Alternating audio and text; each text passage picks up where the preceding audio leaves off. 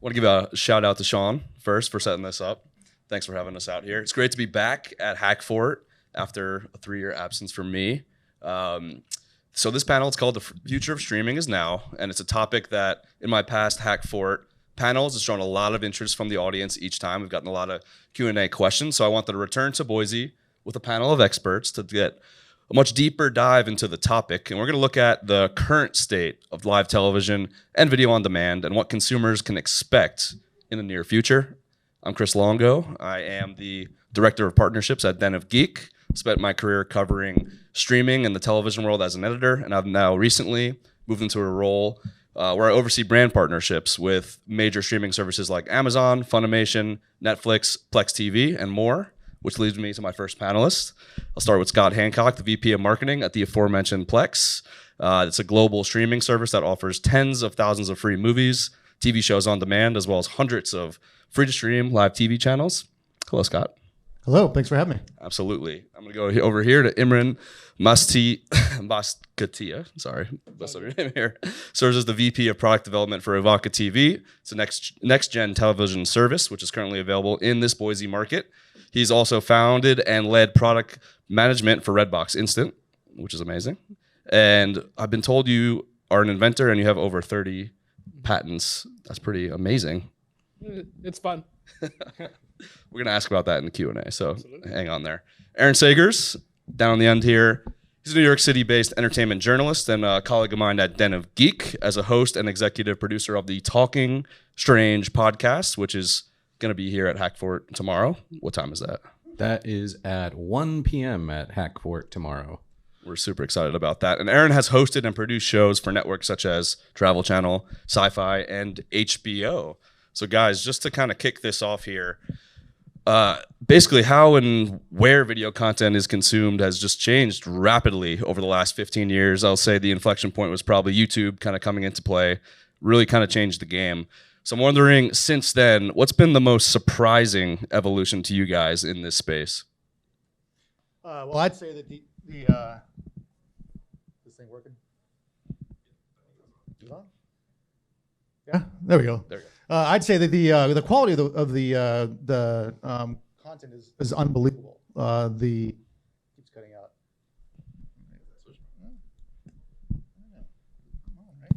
How's that? Better? Good. Yeah, there we go.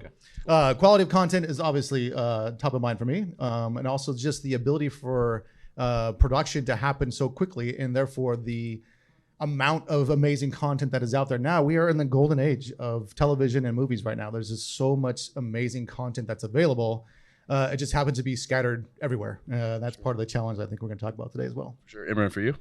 For me, it's really about how quickly this has all happened, right? Mm-hmm. We talk about YouTube in 2007, but that's YouTube My Day at the Zoo, right? That's not like, where you can find every movie or TV show you want on YouTube. I think the real story is how quickly we went from everyone having cable or something like it to people getting video wherever they want, on whatever screen they want, all in a matter of a few years. For Aaron? Yeah, I would actually agree with both of these gentlemen and say that the quality of the content and the speed with which it has become available, seeing blockbuster, multi-billion-dollar franchises premiering and having longevity on these streaming platforms, we all kind of knew it was going to happen, and it happened a lot faster than we expected. And I think, the pandemic didn't help a lot of things, but in that way, it did help get this quality in front of eyeballs a lot faster. And then the other thing I would say is just observing sort of the cyclical nature of media, where we've come from, where we're going. Everything old is new again. I know we're going to get into that a little bit more, but that's been kind of surprising to me as well.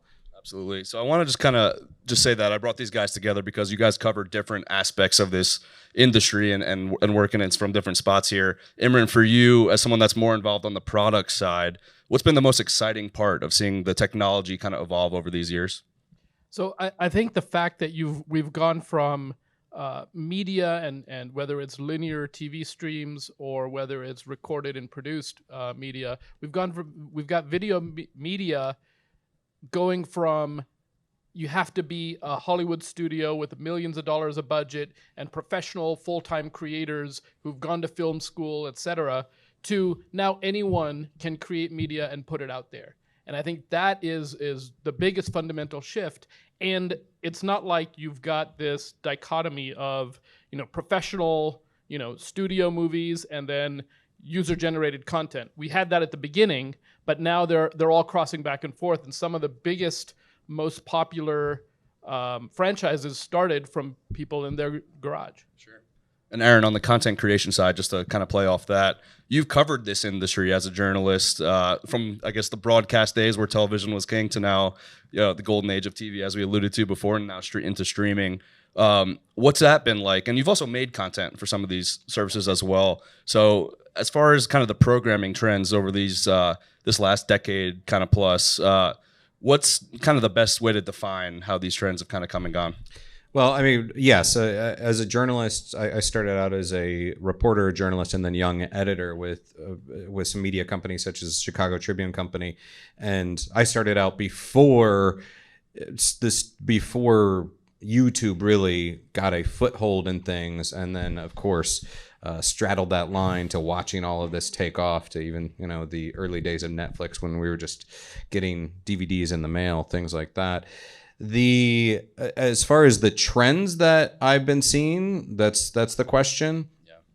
I mean, again, I think that the quality, like seeing, I'm kind of blown away as both a fan and as a journalist, seeing not just the quality, but seeing the investment with these major franchises, seeing the quality Star Wars show on streaming platforms blows me away. It's exciting and has become, even though we've had the sequel trilogy, it's more Mandalorian, and then I would even argue Book of Boba Fett, that has become the flagship of the Star Wars franchise. That is not something I would have predicted, and it certainly blows me away. I would have predicted that would have been more of the, okay, we're going to get a side character show that's kind of fringy and cute, but not really blow things up in the way it has. The other thing, I guess, is the fact that we are still seeing this content created by people that would typically be considered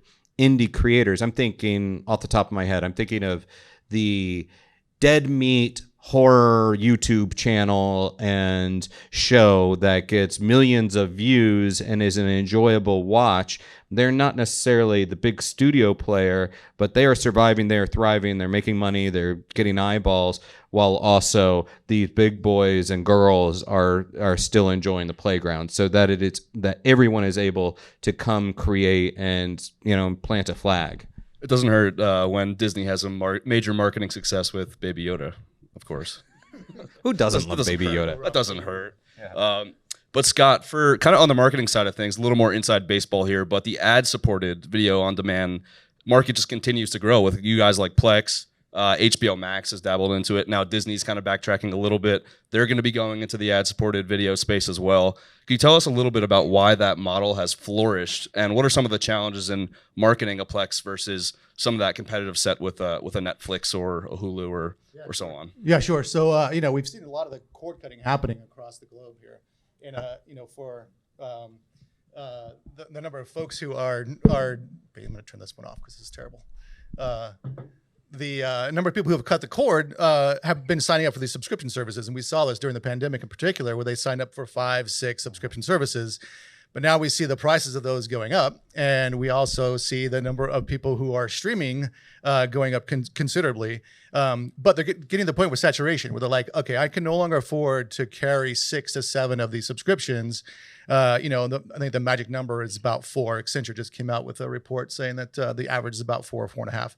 And that's mainly because the prices have gone up, but the appetite is still there. And so folks are still searching for great content, but they're not willing to pay for those subscriptions. And the quality gap is not that significant between what you can get on AVOD services and what you get in SVOD. Now, of course, there's those the upper tier content that, of course, is going to be on SVOD for foreseeable future. But there's still a lot of great content that can be had on the AVOD platform. And that's why we're seeing such great success in Plex. Imran, I want to go to you for Ivaka because you guys are doing something so unique in this space, and it really fits in nicely with what Plex is doing, in my opinion. Can you tell us a little bit about what your company's pitch is to consumers and kind of the value they're giving cord cutters right now? Sure. We're your live TV service at an affordable price, and the way we can do that is we deliver video both in a hybrid manner, both over the air through our broadcast towers and over the internet. And we've taken advantage of a new specification, new technology, ATSC 3.0. The consumer name for it is Next Gen TV, so you might start seeing that on your TV sets or in marketing. But with Next Gen TV, we can have one channel, one video stream be delivered multiple ways. And whichever way is cheapest, fastest, easiest to get to a consumer's house, that's the way it'll go. And that's what allows our service to be more robust. It allows us to deliver the first and only broadcast 4K TV channel in the country. And it also, so on the technology side, we've got a lot of innovations there that we're doing. We've got our broadcast services can also fill in. So if you're in an area where your over-the-air channel maybe has some broadcast challenges, we can fill that in with content from the internet. So that, and since this is Hackford, I can get a little technical, but if you miss a segment over the air, you can get that segment coming in over the internet. And that's pretty cool because it allows the consumer to just see a robust streaming channel without having to worry about buffering or it cutting out. And then on the content side, what we've done is really find markets that are underserved and serve them the content they want. So for example, what we've done in the Colorado market is a lot of sports fans couldn't find the Nuggets, couldn't find the Avalanche. There were very few options for them to watch these professional sports teams that they really cared about. So we brought that channel to a lot of populations in Colorado, and now they can watch the NFL Network, they can watch the Rockies on Root Sports, they can watch Nuggets, Avalanche, the Rapids, the Mammoth, professional sports of pretty much every kind on our service, and that's something that our fans our customers have been flocking to. Are you guys hearing that sports are the biggest barrier to cord cutting? I think they're the barrier to cord cutting, but they're also enabling new services like ours. Right? Because there's such a demand for live sports, that's one of the few things that you want to watch when it happens, not later, right? The value curve of sports drops dramatically as time goes on. And so because you want to watch it now, there's a demand for services that bring it to you now, regardless of how they bring it to you. Sure. How many subscriptions do you guys have at the moment? Because I have a lot. Maybe too many. Oh, how many platforms? Oh, first off, this is just wild what you're saying, and this is I'm thinking about how that changes sort of the media coverage side for me, and how fast. And as a consumer, quite frankly, that's really fascinating. That's really exciting to me. So as far as how many subscriptions, I don't know. I would actually have to count because I fully admit there might be some sharing going on with a couple other people. Yes, I know. Wait. Oh yeah, this is actually going to be broadcast elsewhere. Yeah. Take that back, edit it. We'll you didn't hear anything, Netflix. Post. Yeah, you didn't hear anything, Netflix. Exactly. No, not for. No, I pay for Netflix. But so I have multiple, and then there's some that I forget about, but are still welcome friends. Quite honestly, when I remember them, the thing that off the top of my head I think of is I love Shudder, the horror streaming service, too. because it's just like it. I think I pay something like $60 a year, and it just renews automatically. And quite honestly, I forget that I'm renewing it sometimes. But I may not check it out for a while, and then every so often I'm like, oh yeah, I want to check this movie out on Shudder, and I know it's there, so I'm going to go pop into it and engage with it. It just kind of sticks around in my collection of subscriptions. So I don't know, 1, 2, 3. There's a lot. It's more than 4. I'm the same way with Shudder. Mine's 6. You got 6? Yeah, I have no idea, honestly. They just kind of auto-renew on my credit card, which is probably not a good thing. Good for them. Yeah, That's yeah, exactly yeah. what they want. Yeah. Exactly. And That's so how they get you. as someone who started a streaming service, I appreciate that. And the other thing that that happens with these streaming services is that there's a lot of churn. So just as the fact that it's super easy to sign up for them, you just pop in your credit card, get a free trial, download the app, you're there. It's just as easy to cancel, and a lot of people do. And so that's one of the big problems in the underside of being super easy to join from a service provider point of view. A lot of services I've worked with in the past have had issues with churn, and you see it with whether it's Netflix or Disney Plus or Hulu, or they're all having problems with churn where customers go in and out, and I think that's going to be the new normal, right? So if you if you subscribe for a particular show and you're done with the show, you may pause or cancel your subscription, but then join back up again when season 2 comes around. So if I may, like, what's interesting about that, we were talking a little bit earlier, Chris, that something that I've really been enjoying watching is that there are the platforms where they just drop an entire season and people binge it and then maybe they cancel. And then you have sort of the Disney Plus episodic model, everything old is new again, where, okay, sure, I'm going to subscribe for 8 weeks for The Mandalorian. Oh, gosh, now Moon Knight is right around the corner. Okay, I guess I'm going to just keep subscribing for another 6 weeks for that. And they've been strategically placing these things out, so I'm just not going to cancel that subscription. Yeah, the strength of that episodic content is amazing. We saw that with HBO, right? With the end of Game of Thrones, and then the number of folks who canceled their HBO subscription after Game of Thrones left the platform, it was amazing. Like they saw a significant drop off on that. Oh, absolutely. And you're going to see that across the board. That's going to continue. Well, I just want to bring up the Shudder example too, because like for me, I'm the same way with Shudder. Like I think that is my favorite streaming service, and like I'll go probably 3 or 4 months without using it, but I'll be like, it's kind of like charity. Like it's I want to keep this service going. But one of the things they do that is so important to this conversation right now is like those live channels on Shudder, and the same thing with Plex and Avoca, obviously with the live television. Where do you guys see that going? Because it's such an important play for so many of these services. Some of them don't have it. You guys have it on there, and it seems like it's just increasingly more popular with consumers. So how do you see that evolving, I guess, is the question over the next couple of years? So what is what is evolving? Live TV. Live TV. Yeah. So at Plex, we've rolled out now 250 or so fast channels. And so we're seeing a significant growth in that area, as well as the number of VOD channels that we have. So we're going to see that continue to grow. I think it's the biggest challenge now is discovering the content that you want to watch.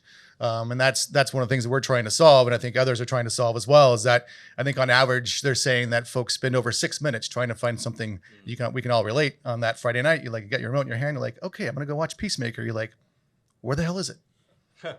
I'm gonna start here and I'm gonna start typing and I'm gonna get down the search path and I'm gonna realize, nope, it's not on this one. Now I gotta back all the way out. I'm gonna back all the way out, and now you're back to square one. You're like, okay, is it on Hulu? I'm gonna try that one. And so these are the things that we're trying to solve at Plex. But the idea is that content is going to continue to grow. Just that discovery and searching and finding that content is going to become a greater problem. One of the things that in the research I've done in the past that has been really evident is that there's a few different scenarios that people have when they're looking for content. Right. One is exactly what you talked about. I know what I want to watch. Where is it, right? And trying to search for it, find it. You've seen folks integrate in voice remotes and in voice recognition and other ways to help you more easily find what you want to watch and watch it right now.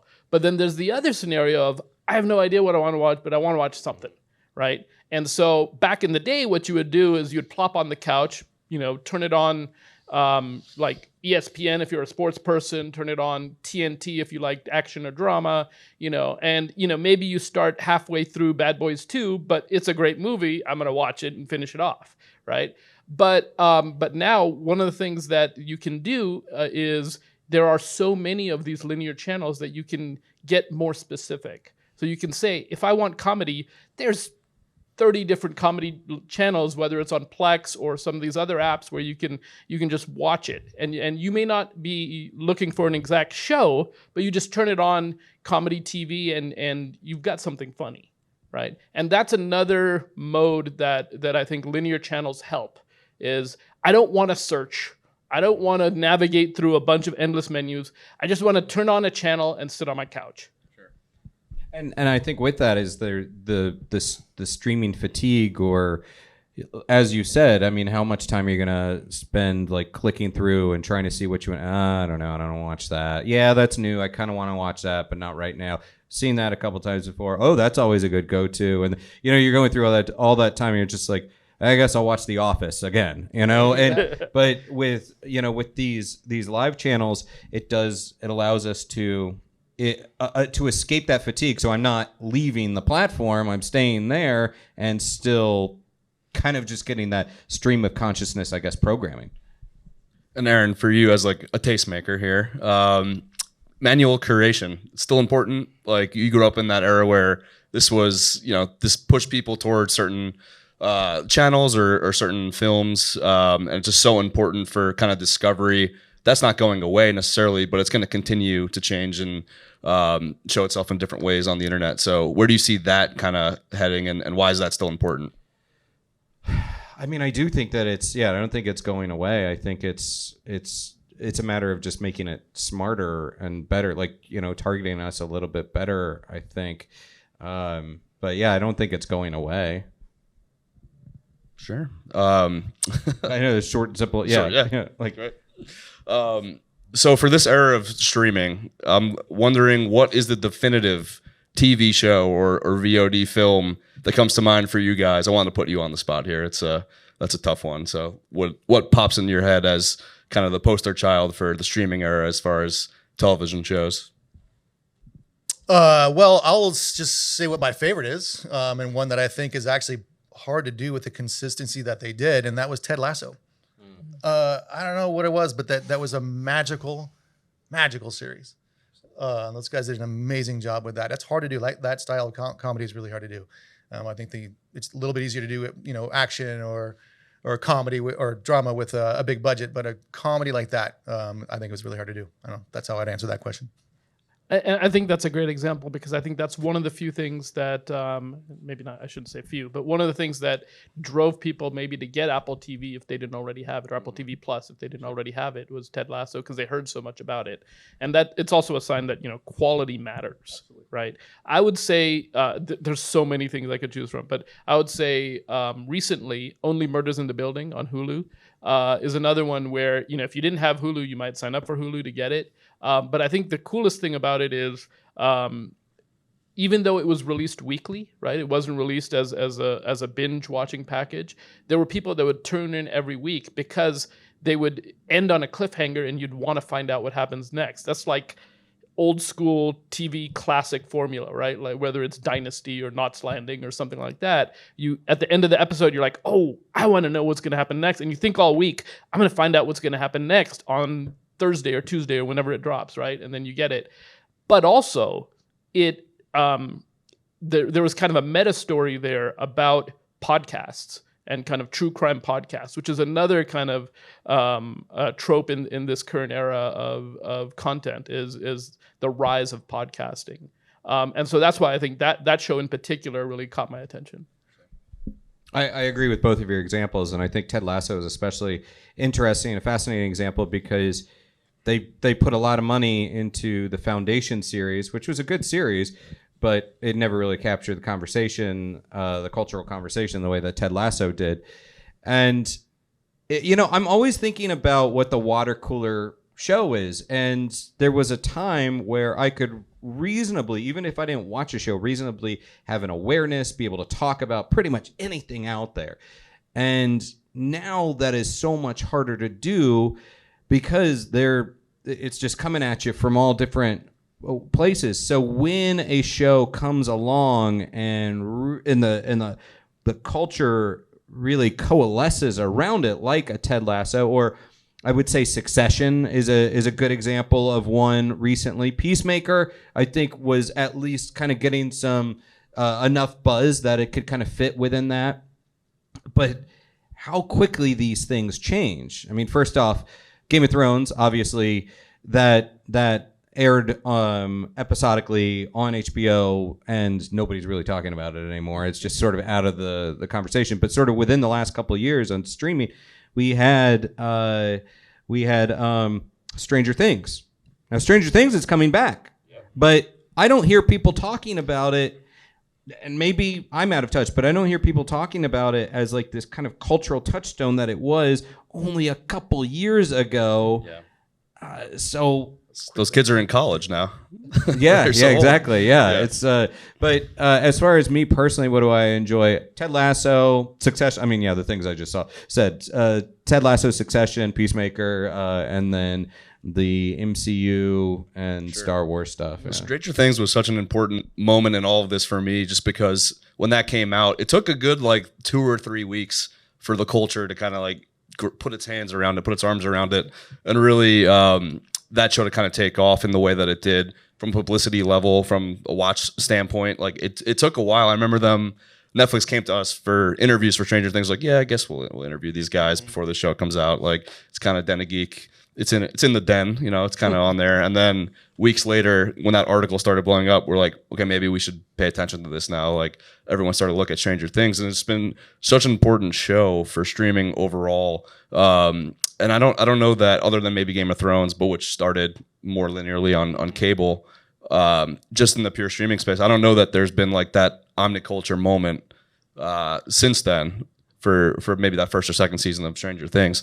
So I think it's interesting because you look at Netflix's model, and they kind of refuse to go to the one episode release date like Ted Lasso did, like some of these other ones did. But I want to get you guys' take on kind of the future of streaming, I guess, from the content perspective, and where do you think that could kind of be sustainable for a Netflix or some of these other services, or whether from a marketing perspective, they're going to kind of look to just sustaining that buzz versus getting that big pop like Stranger Things got for the first 2 seasons. Yeah, I mean, I think just to continue down the path of these episodic content, it's pretty amazing that all the conversations are around series, and it's no longer about movies, and that there's some sort of like psychological thing going on. Like the thought of sitting down for a 3-hour movie right now, just people are like, I'm not so sure, but they'll binge 5 hours in that same setting, watching content. There's something there. So I think we're going to continue to see more and more investment in episodic content. We're going to see actually, I think, movies being split up into episodic content as well. We're already seeing some of that now. So we're going to continue to see that. And from an industry perspective, I think we're going to continue to see consolidation in the industry. There's so many streaming apps out there, coming from a guy who markets streaming apps. It's incredible, and that it's a bloodbath at top. I mean, it is unbelievable the from a churn perspective that we were talking about earlier, and just the cost per acquisition that we're hearing of these folks who are paying an insane amount of money to acquire customers. It's incredible at that tier 1 level, and you get to that tier 2 and below, and there's hundreds of apps. And so if you're Acorn TV or something like that, you're like, how do you get discovered on the Roku? Like, how are you ever going to rise above the fold in these situations? And we're going to continue to see those struggles there, and I think we're going to see some consolidation and more bundling. I would say, absolutely, we're going to see a lot of consolidation and bundling on the content side in particular. I think it's really cool to see how people are able to find their audience. And I think there's a lot of really interesting things that are going on in the content marketing side, the digital content marketing side of using social media, using YouTube channels to draw people in with additional shoulder content to the main content. Right? There's a lot of different strategies that people are using to try and really rise above the noise, because there's a lot of really good content right now, and finding your audience for your show is really hard. On the technical side, I think we've seen. I think I looked at the stat today. We're down to 76 million TV households. It used to be over 100, right? And that number is decreasing, even though the number of households in America is increasing, right? So the percentage of households with a traditional TV subscription is decreasing, And a lot of it is because of the cost, right? Those subscriptions are getting more expensive with fewer channels, so the value is getting lower. And so I think you see some of that unbundling happening too, where you can get content directly from the content producers, right? But at some point, you don't want all these subscriptions. So there'll probably be a rebundling, and it'll be really interesting to see where the rebundling happens. Is it on your device, your phone, your TV? Is it on another app that maybe can span devices like Plex? Is it, on, and do you really need one service, or maybe you need 3, maybe you need 5, or maybe there's tiers of bundling, and how that shakes out, I don't know, but it's going to be really fun to watch. Yeah, when I hear a lot of people talk about this and the bundling and everything, I am not the tech guy the way you guys are, but my ears hear cable.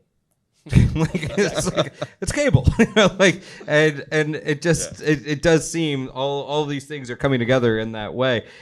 I do think that's what we're going to be seeing more of. I am fascinated by your point about the nature of watching TV and sitting down and watching multiple hours of a TV show versus, and I'm so guilty of this too, because I'm just like, I'm gonna stick around for these chapters. I don't know if we look back on the last year alone, there's a couple movies that seem like they were supposed to get attention, like Wonder Woman 1984, and then Zack Snyder's cut of the Justice League did bubble up, and that's the media's fault as well for elevating these things. Did bubble up, and it was part of the conversation. But there's that other side to it of there are certain things that are hits because we are told they are hits, not because I know a lot of people that are necessarily watching it. Not that they're gathering around the water cooler, but it's like, that movie with The Rock and Gal Gadot is a hit, even though most people that I talked to did not see it. Yeah, so there's that side of it as well. It is kind of an interesting. Like, what season is that? Yeah. That was the first time I heard bundling and rebundling, and as a media entertainment nerd, I absolutely love that. Like, just more of this, which is interesting though, because I think some of these niche streaming services have just really carved out a really good audience, and like me and Aaron with Shudder, people just come back to it and have that kind of brand loyalty. So, do you think those are kind of protected a little bit from some of these kind of corporate repackaging, rebundling? I think you could say so. So, for example, for folks who really like anime, you've got Crunchyroll, right? And they may not get to 50 million subscribers, but they could probably get to 5 to 7. I think their last number was 3 to 4. And they're merging with Funimation. Exactly, and so maybe they'll even get to 10, right? And maybe that's a good outcome for them, right? And that makes it sustainable, and they can profitable, and they can grow. I mean, it should be noted that Shudder is not exactly the scrappy kid on the block. I mean, they're part of the AMC family, which is also, then you have like BritBox and everything that's connected to all of that. So AMC Plus. So I think Shudder is going to be fine because they've also taken on this appearance of, they're finally kind of cracking through as far as having this prestige content. And I think that's going to be interesting because they're getting attention coming out of South by Southwest and things like that. So that'll be interesting to watch. But they're not exactly, digging deep in their pockets to find loose change to pay bills or whatever. I think they're going to be okay. Yeah, I think what's interesting is that we're talking about specific apps or services that are providing niche content, but I think from a consumer perspective, I don't know if they care. Like, they want to watch what they want to watch, whether it comes from this app or that service or this service. Is just they just want it to be easy. And this is why it goes back to, like, who is the cable company of the future? Like, who is gonna be that aggregator of the aggregators, I guess, to make it easy to find that content.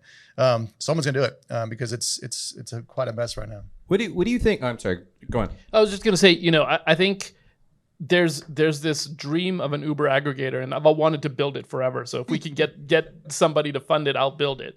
But I think what I think might happen either in the interim or until then is you've got partial bundlers, right, and aggregators, or channels that have a distinct enough brand and personality that they will go straight to them. And I'm thinking like, what we found in Colorado with Altitude, right, where, we found a market for content and found a content for a market, matched it up, and it's doing really well, right? And I think you're going to see that that formula succeed in a lot of places until we get to the Uber aggregator. I don't want to jump ahead but I am curious. How do you guys think? What is sort of the future of converting the people that are not jumping over to the streaming platforms?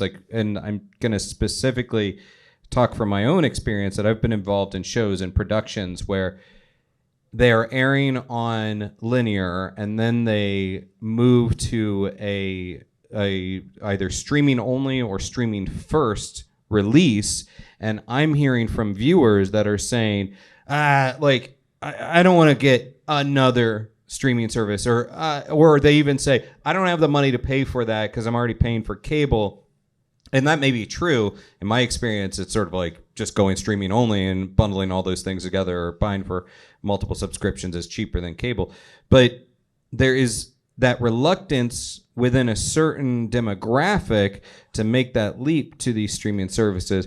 So how do we convert them? And also, I guess the sub question of that is, are we just going to start creating content specifically just for the demos that are going to streaming and kind of say, okay, you guys over here in linear, you're going the way of the dinosaurs. Yeah. I mean, I think the way that I would look at that is that you've got folks who are, the cord shavers or cord nevers, or like they're curious or whatever they are. They've been trying this out for, quite some time. But there's going to be more and more, like, as you quoted, there's only 76 million left of that. And that percentage is going down considerably. And I think once we take the complexity out of streaming, I think right now, and I think the pandemic, like you said on the beginning here, was that it allowed people the time to experiment. And once they realized, like, oh, this isn't that daunting. Like, in my head, it was going to be much more challenging to make the move. But now that they were at home for so long and they had the time to basically experiment, they realized, like, I could do this. Like, I can cut the cord and I can still survive. I can find my sports. I can probably find my local news. I can find the things, but then the rest of it's like the rest of it. It's like, they have their Netflix subscription. They have their 3 or 4 subscriptions to fill it in. But I think we just got to remove that complexity. As an industry, that I think that's what's holding a lot of it back. Like, there's nothing like the ease of just sitting in your chair and turning on the guide and going boom, boom, boom. Oh, there's Seinfeld. Click. I'm watching it now. Once we, as an industry can simplify that, I think that the cord cutter trend is going to continue even more. Yeah, absolutely. And I think, from the consumer side, we need to make that discovery experience simple and easy, and the installation experience. But right now, the platforms that, from a service provider side, the platforms you need to build on are still very fragmented, right? If you look at computers, okay, you've got a browser, you build it in the browser, great. If you look at phones, okay, well, you have to build Android and iOS, but once you do that, you're pretty much everywhere. But you look at TVs and how to put your streaming service on a TV, and there's no platform that has even, I would say, 25% of the TV market, right? You got game consoles, you got devices you connect to your TV like Roku's and Fire TVs. You've got the smart TVs themselves, Samsung, Sony, LG, others, and they're all different. And they're all slightly different enough that from an engineering perspective, I have to probably build 10 different apps just to make it work, at least, right? So, well, and that's a challenge. That's absolutely a lot. Yeah. Well, let's open it up for some questions, guys. Who has some streaming questions? Sean, you got one? Yeah, I mean, I'm really cool that you guys talked about, for me, from like the consumer standpoint, I've just always felt like there's something missing. And like, for example, I'm a huge nerd. I love my Star Wars content. I have to have Disney Plus. I've also got to have Stranger Things on Netflix. And now Picard just came out. I haven't pulled the trigger on Paramount, and I'm a nerd. It's pretty easy to also maybe not pay for that content and get it online. You know, I just feel, but I would if it was just easy for me to just get that show. I feel like they just haven't given us, you know, an easy way. You know, so I'm just, you know, I'm happy you guys kind of talked about the bundling and unbundling. Do you see?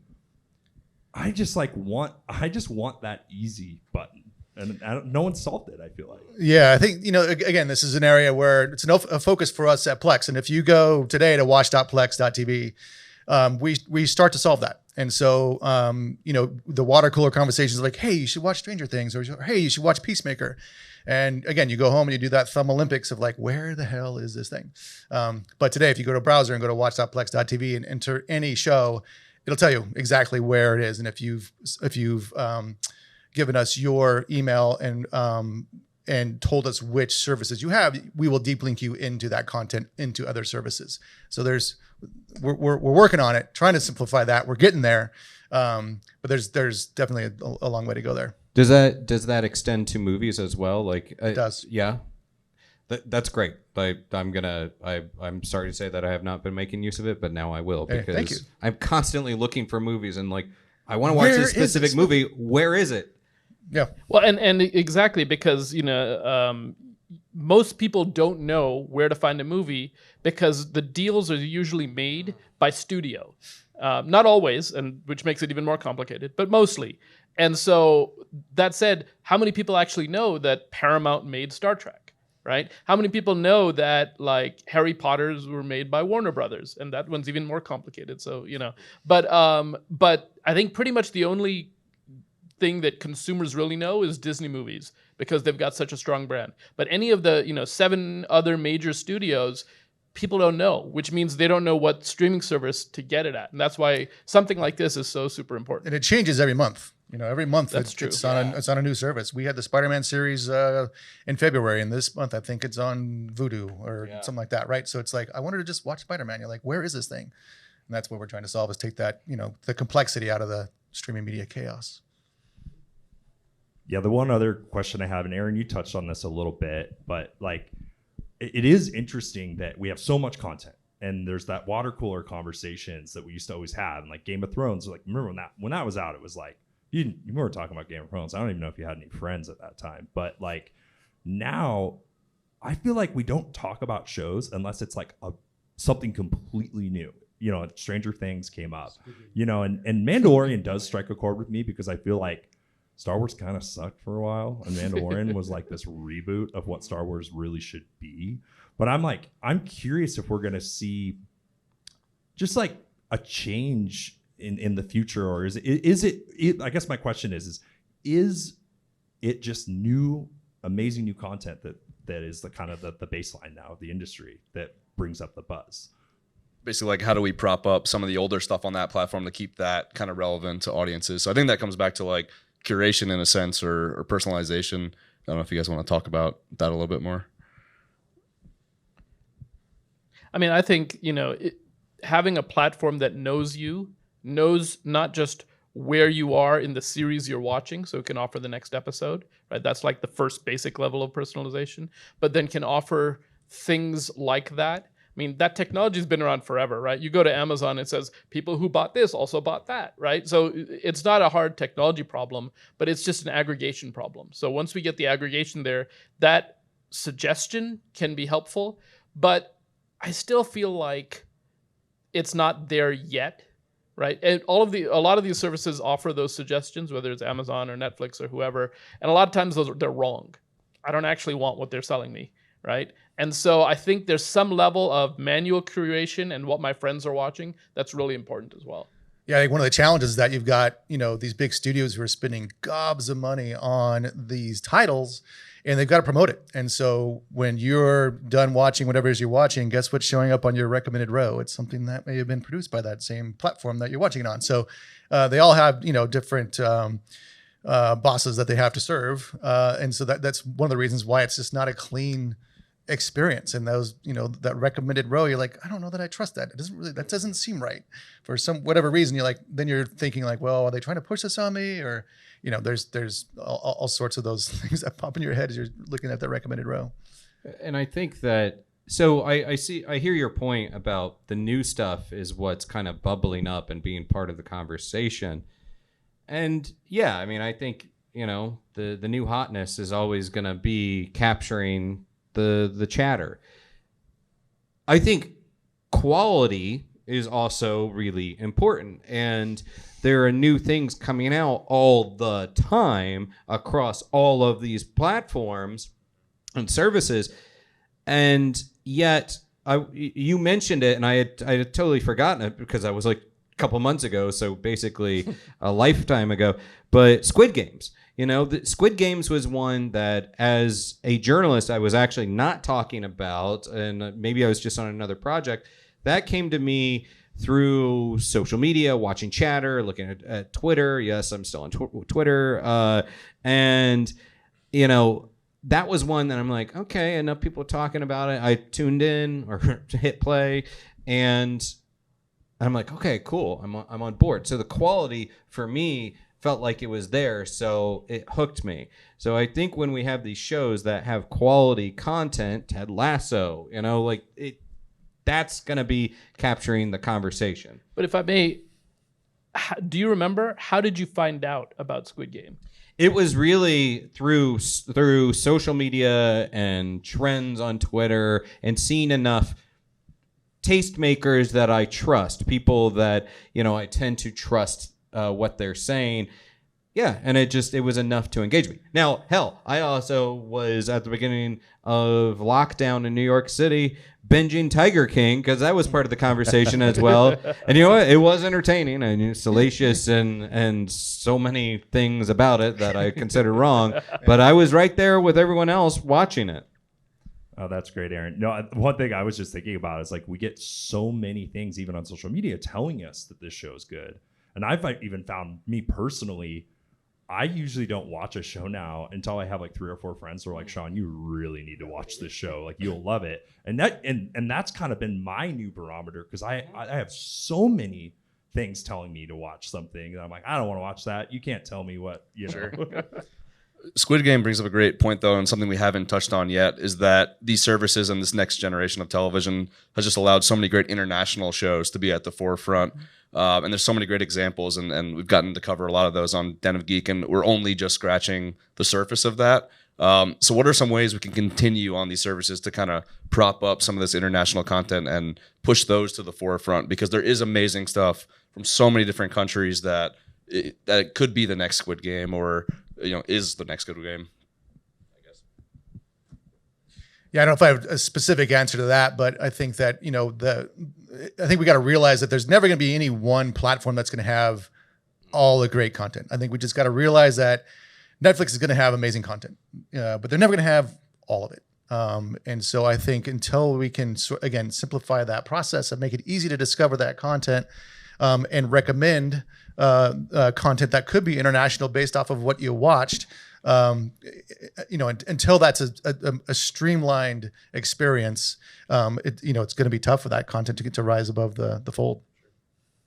I think, the other thing we need to do is better enable recommendations from social platforms into apps themselves. So from a technical point of view, you found out about Squid Game on Twitter, you might have found out about it on Reddit or some of these other places. I should be able to watch straight from there or get a clip or something to say, hey, look, this is kind of cool, I'm going to try it out. I like the idea of having what your friends are watching, what your friends are streaming, but I'm also the person that's like, I don't know that I want to connect all these elements too much. So it's both something that appeals to me, but also something that I would push back on. But just overall, having an awareness outside of kind of having my finger on the pulse of what's going on in the pop culture realm, I think it's interesting to see, okay, what's trending? Okay, cool. That's in the U.S. What's trending worldwide? What are the people outside of the U.S.? What are they digging into? That's fascinating to me as an audience, and something that would pull me in. So and I know I can't be the only one that thinks that way. And across platforms, right? Across platforms. You're like, okay, what's trending on Netflix? Great, that's what's trending on Netflix. Now I got to go back out to this other one to look to see what's trending on HBO, to go back out to the other one. Yeah. Some sort of way to simplify that. It sounds like what you guys are doing at Plex democratizes that a little bit, because like you said before, there is a little bit of skepticism on these platforms about what they're curating at the top of these lists. So that's super interesting. No question here. Do you think it'll ever get to the point that it's so easy for instance, when you're searching on Roku, it'll actually tell you any show you want to listen, any show or movie you're searching, it'll show you what platform it's on. However, you get 5 different platforms, most of which you're not a member of already. So you have to, what do? You sign up and you're like, okay, I'll pay the $3 and then cancel it. What a pain in the ass that is. I'm over it. Over it so much. Why can't I just say, fine, here's $100 a month.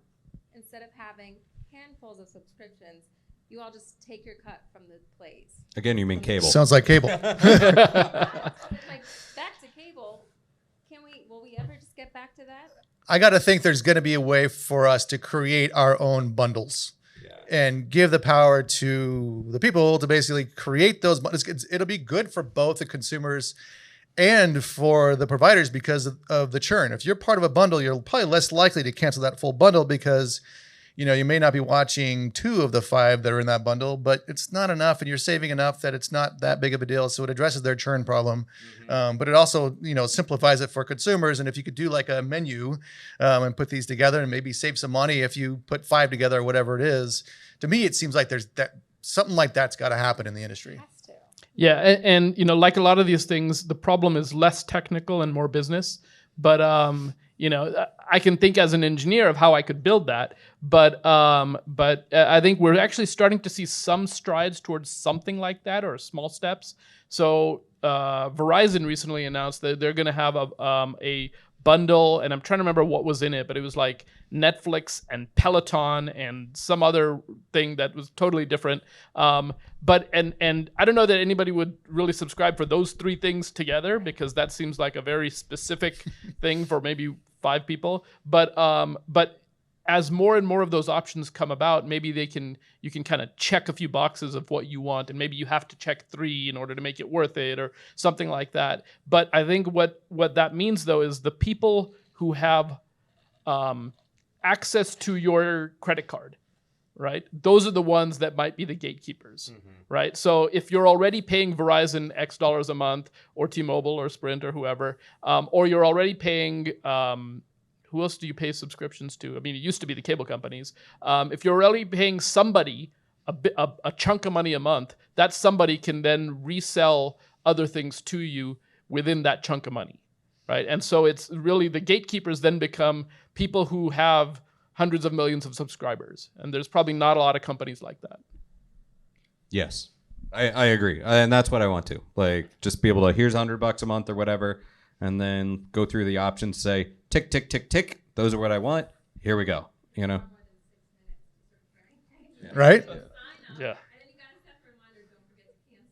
That's right. 100%. Yeah.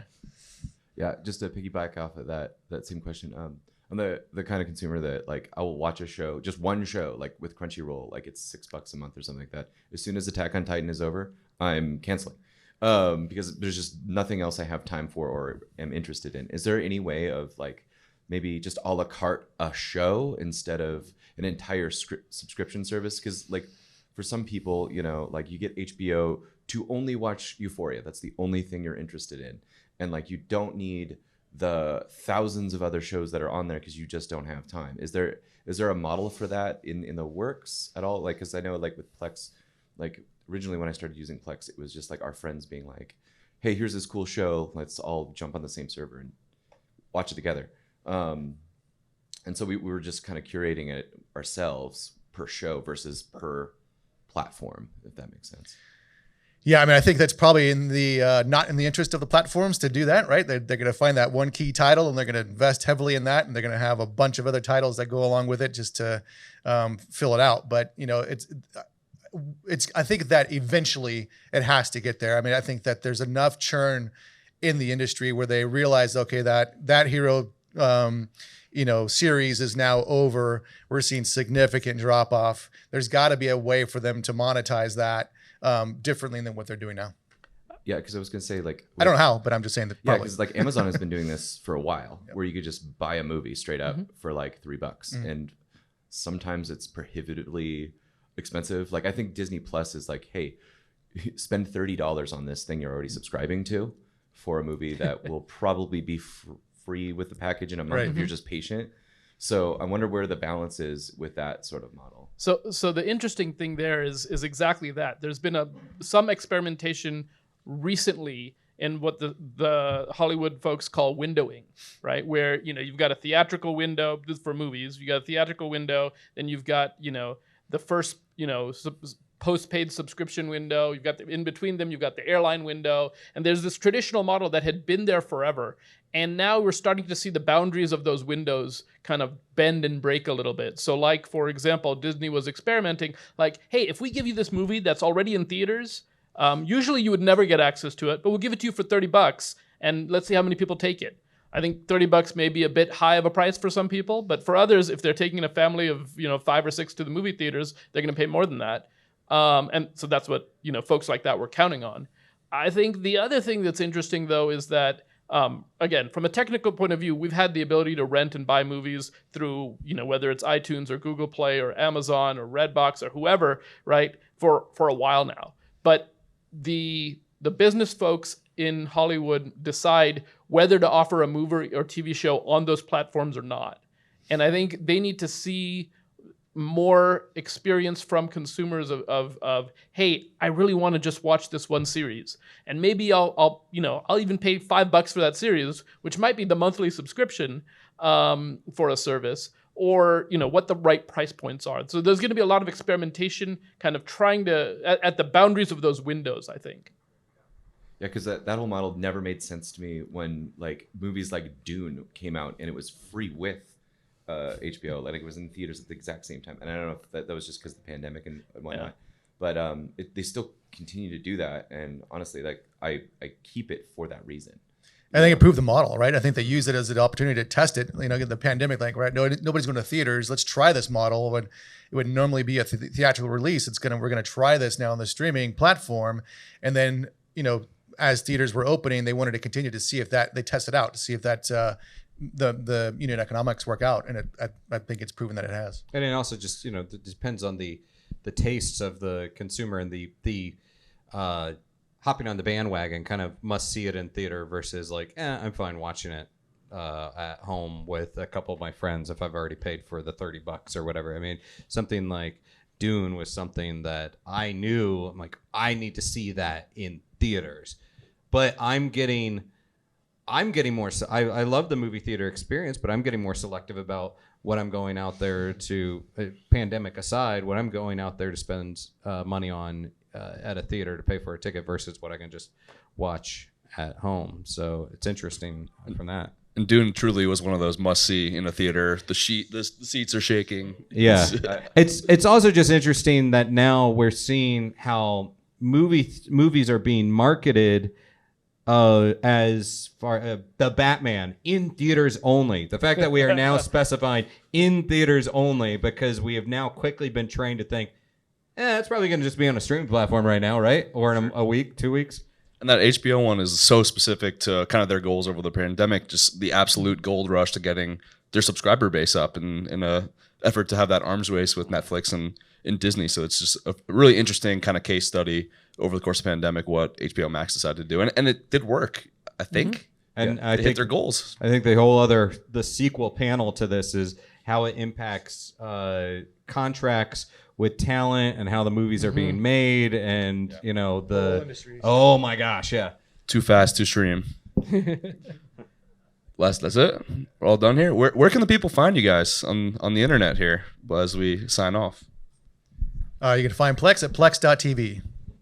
Ivaka's at ivaka.tv, EVOCA, and for the folks in Boise, we're hiring, and everywhere else, we're also hiring. So come join us. I know it's my first time in Boise, but I'm already kind of getting sold on the town, so who knows? Maybe I'll check that out. I'm going to be the long-winded one, but at Aaron Sagers on Instagram, Twitter, Facebook. I'm now with Den of Geek. We are doing the Talking Strange Paranormal podcast and video series. Check that out. And if you are at Tree Fort, which you guys physically in the room are, come check out our podcast tomorrow, our live podcast at 1 p.m. at the podcast stage in this building. Also, like shameless plug, Aaron and Chris are going to be in a live D&D tomorrow as well, which I think that's going to be really fun. I can't wait. I'm going to be a dwarf. Do you have your character name yet? I don't have the name, but I'm definitely going to Okay. be like a really cool dwarf. So you need to show up to hear our character names. It's in the morning. It starts at 10 tomorrow 10. at Start at 10. podcast. But it's going to be going for a bit. Yeah. Should be a good one. I'm very nervous. You guys are going to have a good time. Dane's a good It's going to be guy. fun. I'll be a wood elf. I will give you that team. All right. We're going on an adventure, Aaron. I'm really excited. Nice. All right. Well, thank you guys so Thank much. you guys. I'm going to Appreciate do a it. round of applause as loud as I can. Woo! And thank you, Chris.